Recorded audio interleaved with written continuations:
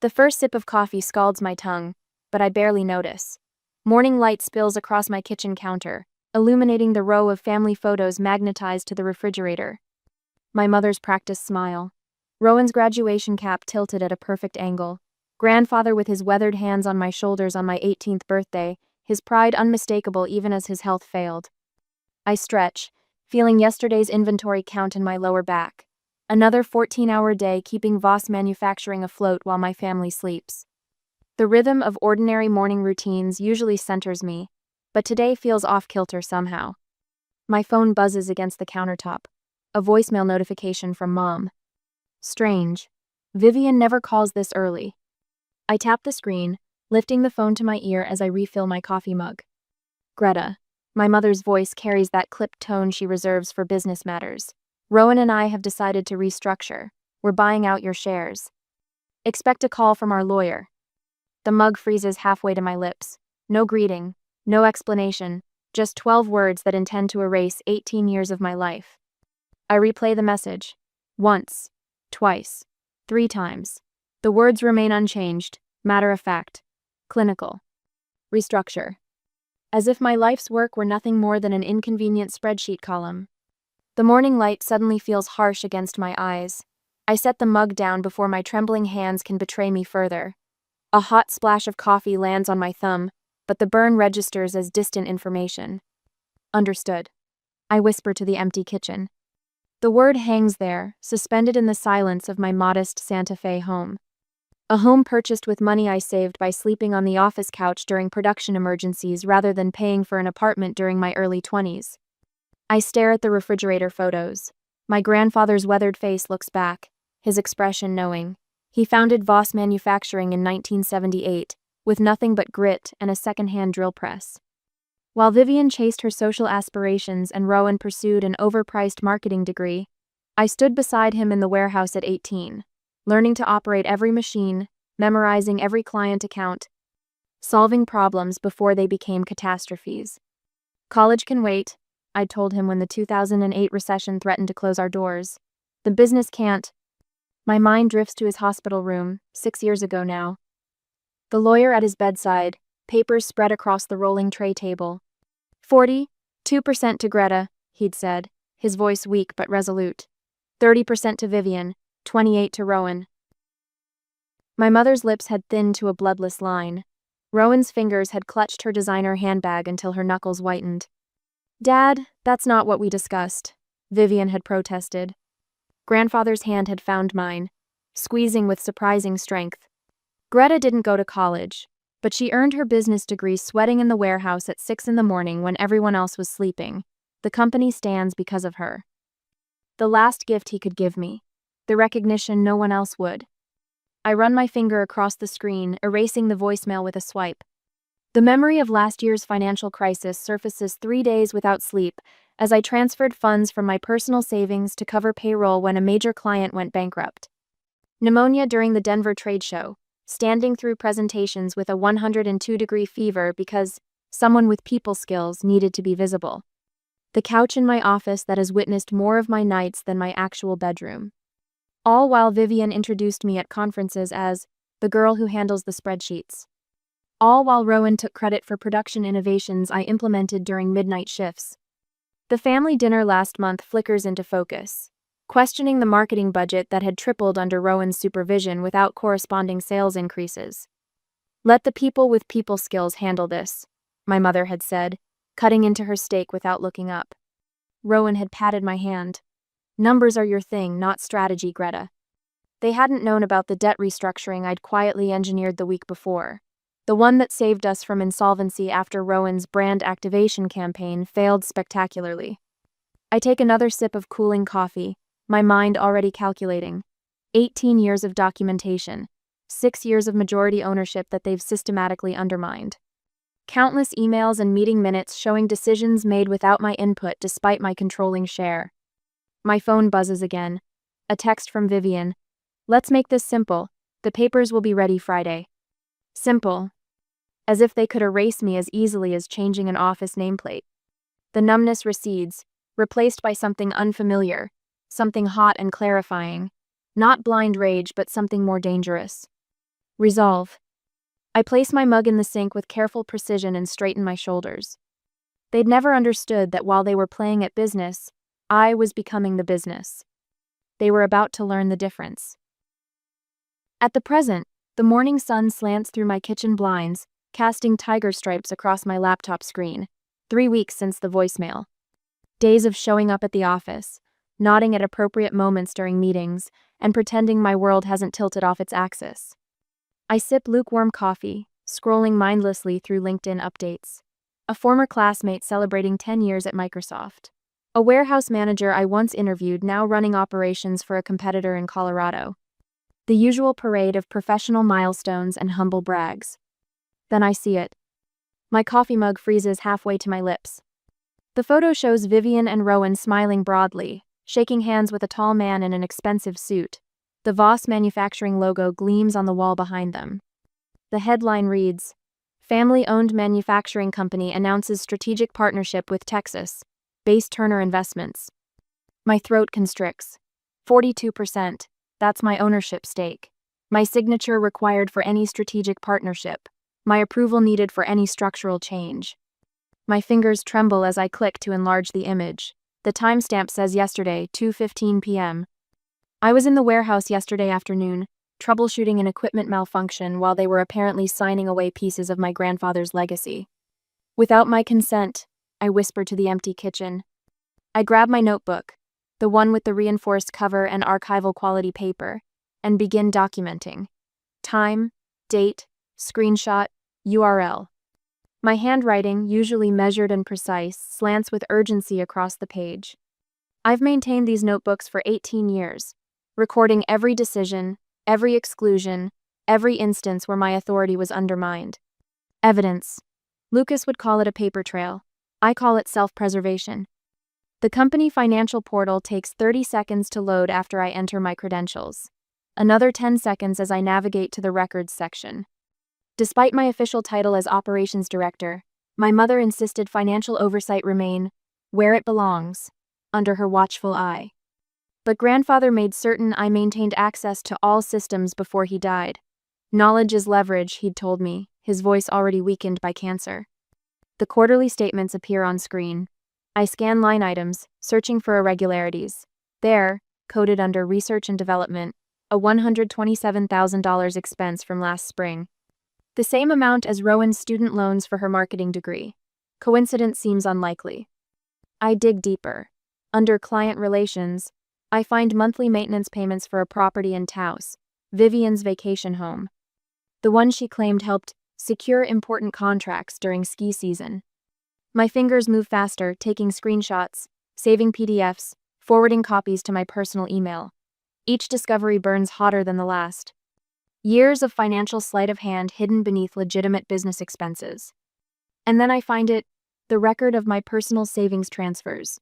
4 separate occasions when I moved funds from my accounts to cover payroll during cash flow crises. Classified as temporary operational investments, never repaid. The laptop screen blurs. I blink hard, refusing the release of tears. This isn't about emotion, this is about evidence. I close my eyes, remembering Vivian at the Chamber of Commerce dinner last year, her arm around my shoulders as she addressed the table. I've mentored Greta through some challenging decisions. She handles our numbers, but strategy requires experience. The polite smiles around the table, the assumption that I was merely the implementer of her vision. Rowan's voice echoes from the Denver trade show. My sister handles the technical stuff so I can focus on growing our brand presence. As if my 18-hour days were merely technical stuff, while her Instagram posts constituted actual work. My phone buzzes. A text from Rowan. Mom wants to know if you're coming to the stakeholder meeting Friday. Legal will have those papers ready. I don't respond. Instead, I find Lucas Sutter's contact information, my grandfather's attorney for 30 years. His number hasn't changed since the hospital room 6 years ago. He answers on the second ring. Greta Voss, I wondered when you'd finally call me. The familiar gravel in his voice steadies me. I need your help, Lucas. Your grandfather warned me this might happen. Paper rustles in the background. He wanted to protect you, but he trusted them to treat you fairly. I told him to put it in writing. The operating agreement is outdated. No minority shareholder protections. No clauses preventing them from making unilateral decisions despite your majority stake. His sigh carries decades of witnessing family business implosions. You're in a vulnerable position, Greta. Time-sensitive, too. I straighten my spine, feeling the weight of 18 years of silent compliance. I understand the stakes. Do you? His voice sharpens. You could lose everything you've built, everything your grandfather entrusted to you. The sunlight shifts across my kitchen table, illuminating the row of family photos on my refrigerator. My mother's practiced smile, Rowan's perfectly angled graduation cap. My grandfather's weathered hands on my shoulders. I won't fight them, Lucas. My voice sounds strange to my own ears, calmer, colder. I'll simply respond in kind. And what does that mean exactly? I close my laptop with a decisive click. It means I'm finally going to use the one thing they've always underestimated. Which is me. Next day, the company-wide email arrives at 7:32 a.m., while I'm reviewing production numbers from my home office. Subject line: Exciting changes at Voss Manufacturing. Sent from Vivian's account to everyone except me. My coffee goes cold as I scroll through my assistant's forwarded copy. Words like streamlining, modernization, and fresh direction jump from the screen. My name appears nowhere in the 3 paragraphs outlining the future of the company I've kept alive for 18 years.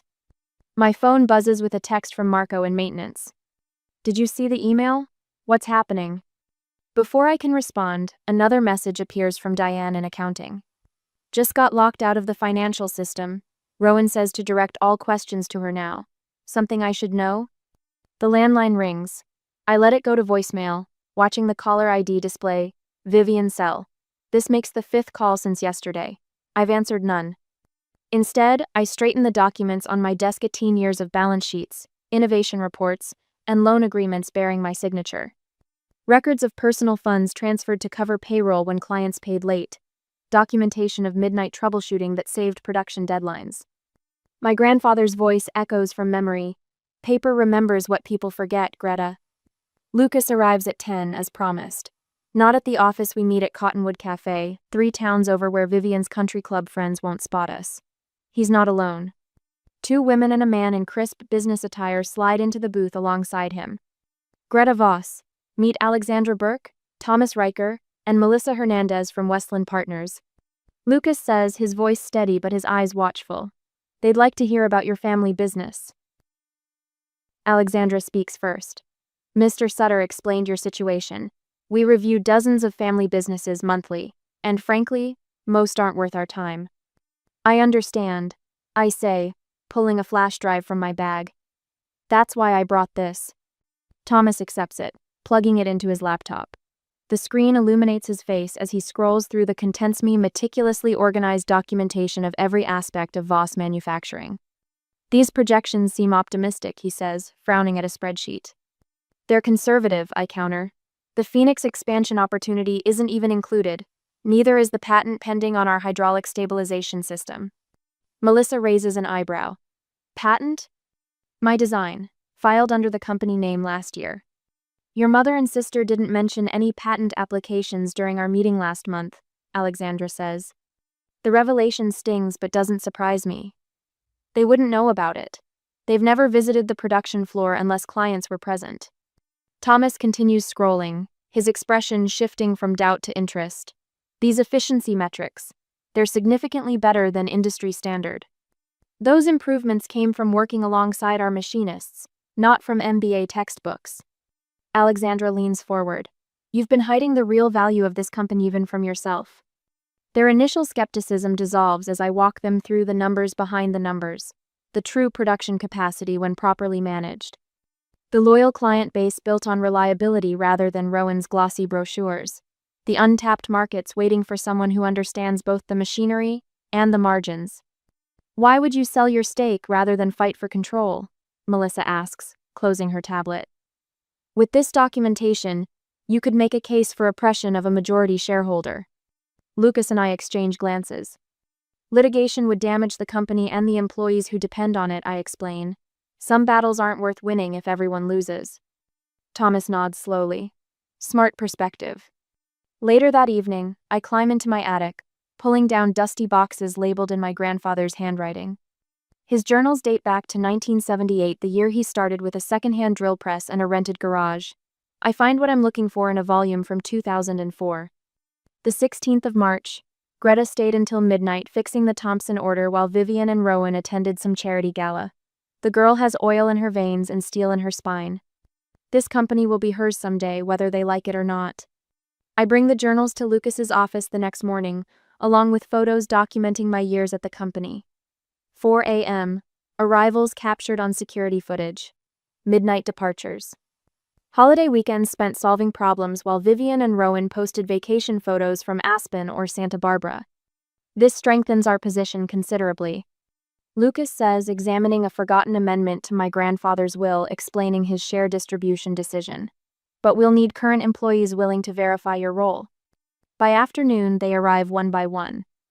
Jack from engineering brings schematics with my handwritten corrections that saved thousands in materials.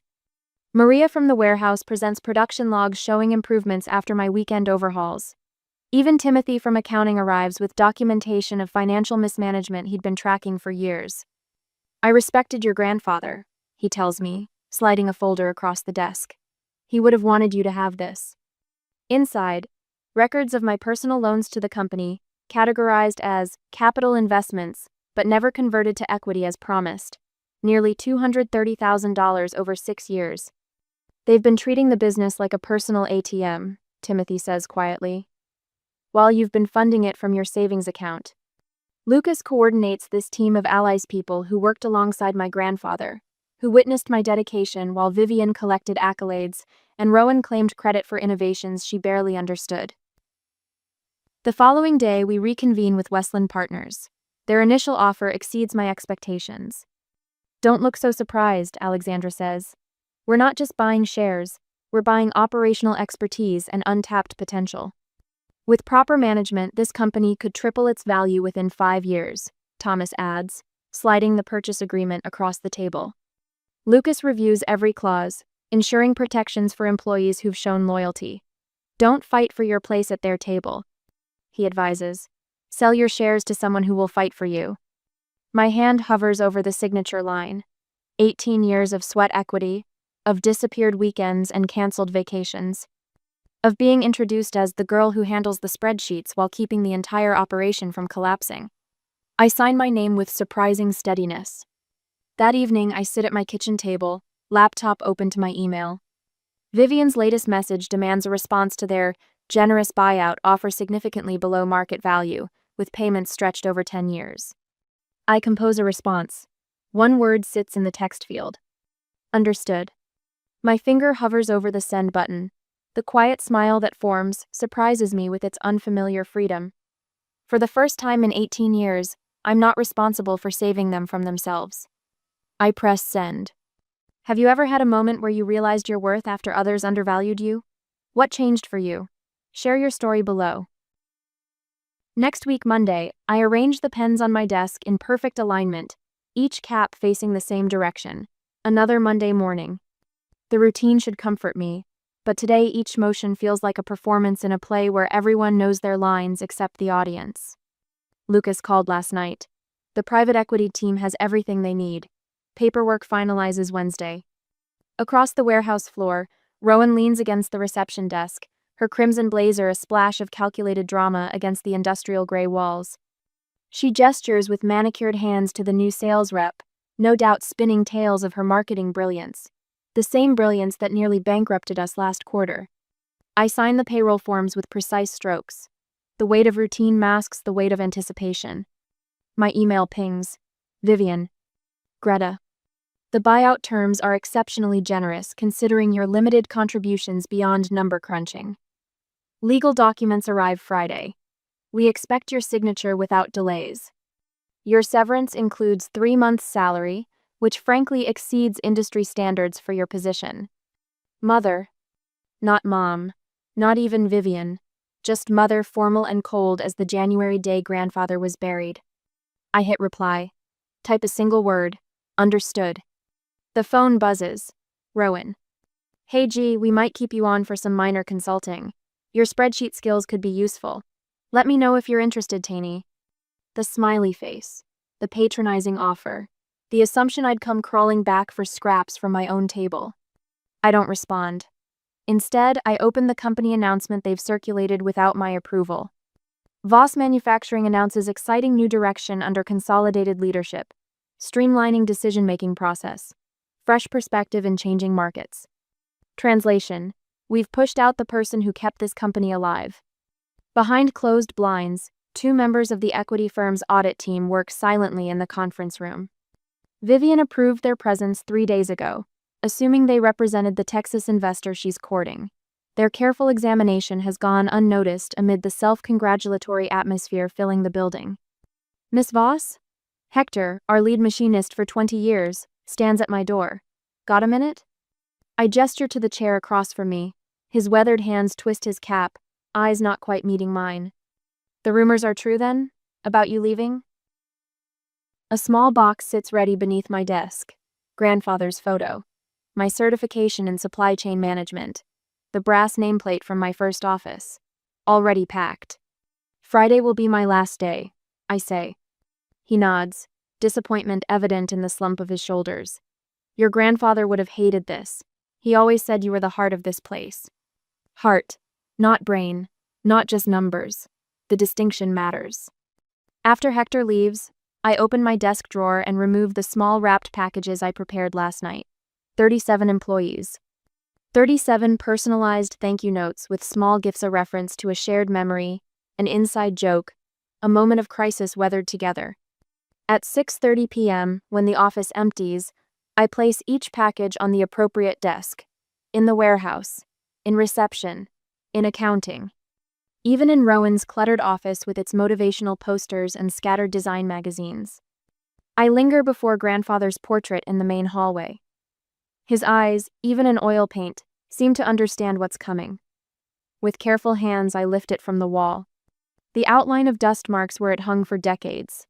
The last piece for my box. As I lock my office door, my phone rings. The Bank of Santa Fe, then Wells Fargo, then our primary supplier in Colorado.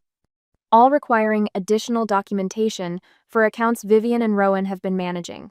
All received anonymous tips about financial irregularities. Missed calls from Vivian pile up. 5, 8, 12. Her voicemails grow increasingly frantic. What the hell is happening with the bank? Call me immediately.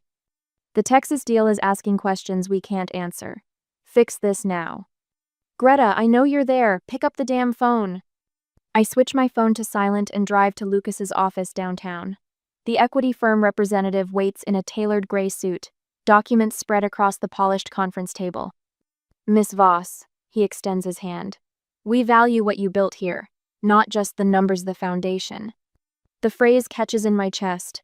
All these years, that's all I wanted to hear. Lucas's hand rests on my shoulder as I sign the final transfer. Your grandfather would be proud, he says quietly. He knew who really cared about his legacy. My voice doesn't waver. The confirmation appears on Lucas's computer screen, the wire transfer to my account, the culmination of 18 years of early mornings, missed holidays, and invisible labor. Outside, I switch my phone to Do Not Disturb. The equity firm's formal letter announcing their acquisition of controlling interest will arrive at company headquarters tomorrow morning. Vivian and Rowan will learn of their new reality the way I learned of mine. Without warning, without explanation, without courtesy. I drive past the family home where I spent holidays pretending not to notice the dismissive glances. Past the factory where I gave my youth. In the rearview mirror, the Voss Manufacturing sign grows smaller until it disappears entirely. Some might call this revenge. I call it symmetry. The Monday next week, after I left the company quietly, the morning sun glares through the windshield of my rental car as I park 2 blocks from Voss Manufacturing.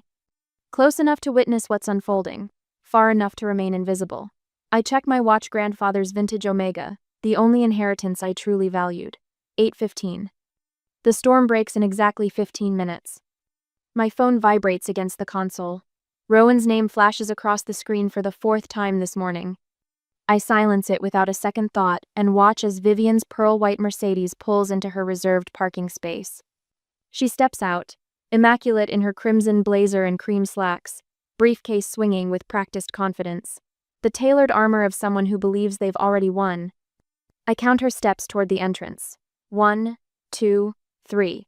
She pauses at the front door, head tilting slightly at the unfamiliar black sedan parked in the visitor's space. 24, 25. She disappears inside. 3 minutes pass before my phone erupts again. Rowan. This time, I answer. Greta. Her voice pitches high with panic. Mom says there are auditors going through everything. Everything. They're in the conference room with men in suits. What's happening? I watch a figure move past the second-story window of the main conference room. I wouldn't know. I'm not involved in the strategic decisions, remember? This isn't funny. One of them just introduced himself as the new majority shareholder. That's impossible. We control 58% between us. 58% of what's left, I say, the words flowing cool and measured. My 42% belongs to Meridian Capital Partners now. The silence stretches so long I check to see if the call dropped. Then, you sold your shares? To strangers? Without talking to us first? The same courtesy you extended to me with your restructuring plans. A door slams in the background on her end. Vivian's voice rises, shrill and commanding. I strain to hear her words, something about family business and outsiders. Then a man's calm, authoritative response. Not anymore. And there are questions that need answers. The panic in Rowan's breathing intensifies. I'm calling Jeffrey, she says, meaning their attorney. Good idea. I end the call and wait. 9 minutes later, my phone lights up with Jeffrey's number. Greta, he says, his voice grave. I've reviewed the sale documents. Everything appears completely legal. I should hope so. Lucas was very thorough. A sharp intake of breath. Lucas Sutter. Your grandfather's attorney? The same. Vivian is. He pauses, choosing his words. She's quite distressed. Perhaps we could arrange a meeting to discuss. I'm not interested in meetings, Jeffrey. I spent 18 years in meetings where my voice was ignored and my expertise dismissed. The time for meetings has passed. The silence hangs between us. I understand, he finally says, though he doesn't. Not really. By noon, my phone has logged 37 missed calls from Vivian. By 3 o'clock, 63. By nightfall, 91 calls in 24 hours. I spend the next day in my rented cabin 15 miles outside Santa Fe, unpacking the few belongings I chose to keep. The rest furniture, kitchen items, most of my clothes I donated to a women's shelter. Starting over means traveling light. The knock on my door comes shortly after sunset.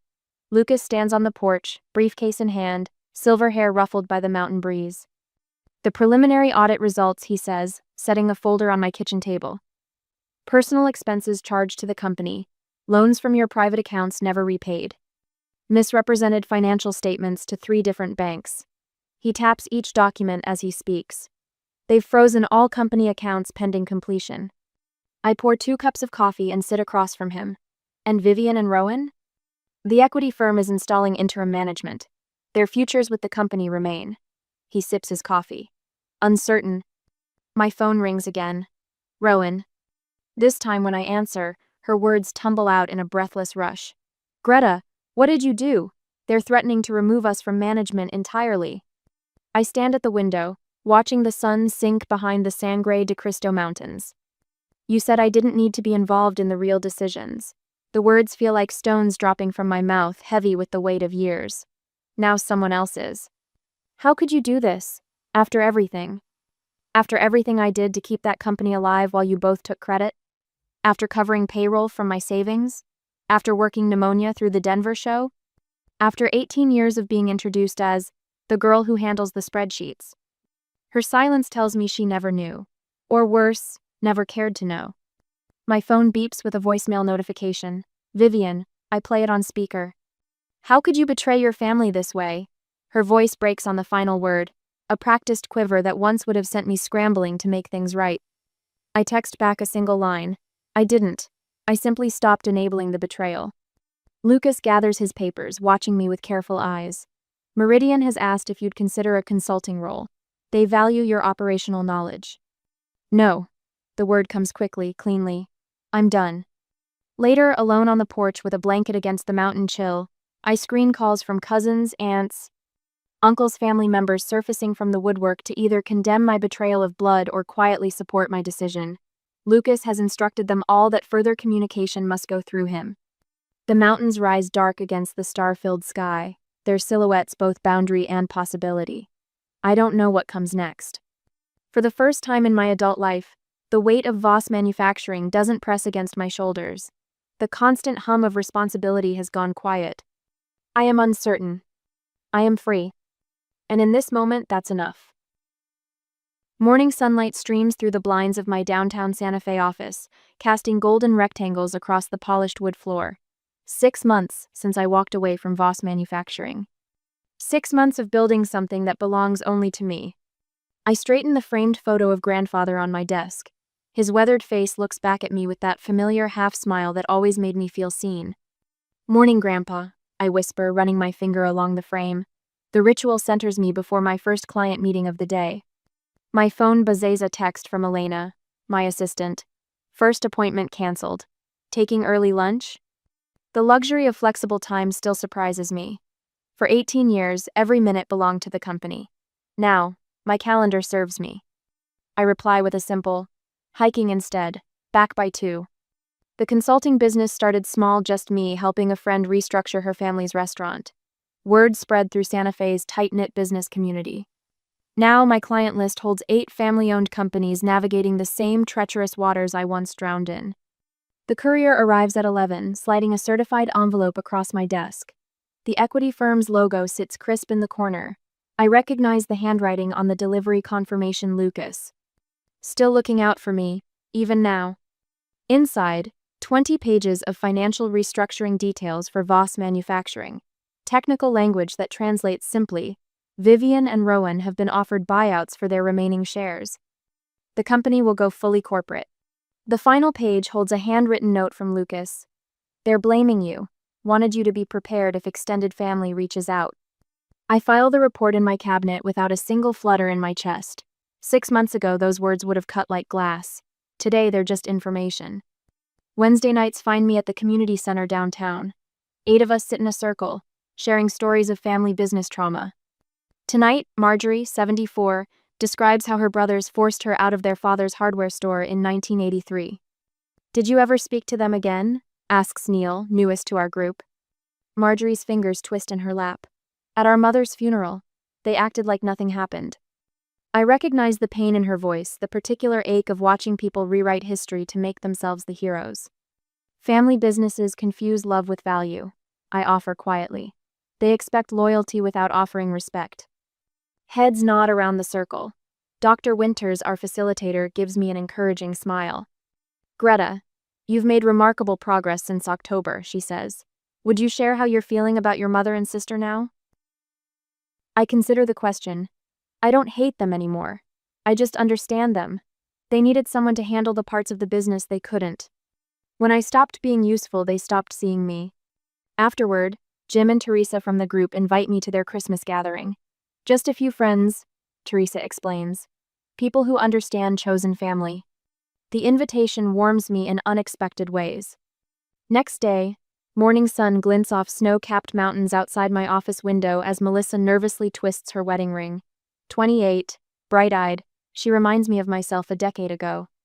My father-in-law wants me to manage their accounts, but every time I question an expense, he tells me I don't understand how family businesses work. Her voice catches. Am I crazy for thinking something's wrong? I slide a leather notebook across my desk. First step, document everything. Date, time, conversation. Know your worth before they try to define it for you. Relief floods her face. I thought I was just being paranoid. Trust your instincts, I tell her. They're usually right.